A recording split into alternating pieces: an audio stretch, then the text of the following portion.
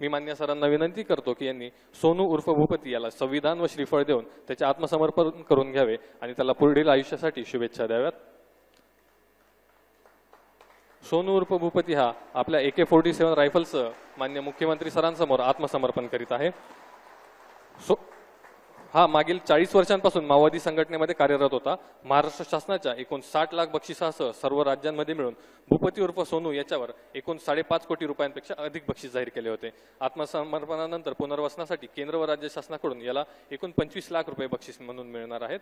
तसेच दिनांक 1 जानेवारी 2025 रोजी भूपती उर्फ सोनू याची पत्नी DKZCM तारक्का सीडाम हिने मान्य मुख्यमंत्री तथा गृहमंत्री महाराष्ट्र राज्य श्री देवेंद्र फडणवीस सर यांच्या समोर आत्मसमर्पण केलेले होते। मान्य मुख्यमंत्री तथा गृहमंत्री महाराष्ट्र राज्य श्री देवेंद्र फडणवीस सर यांच्या प्रयत्नांमुळेच इतक्या मोठ्या प्रमाणावर मार्ग भरकटलेले माओवादी सदस्य आत्मसमर्पण करून ते लोकशाहीच्या मुख्य प्रवाहामध्ये सामील होत आहेत व त्यांचे जीवन सुखकर होत आहे। याबद्दल आजच्या या कार्यक्रम प्रसंगी सोनू उर्फ भूपती याची पत्नी तारक्का सीडाम यांच्याकडून मान्य मुख्यमंत्री सरांना पुष्पगुच्छ देऊन त्यांचे आभार व्यक्त केले जात आहेत।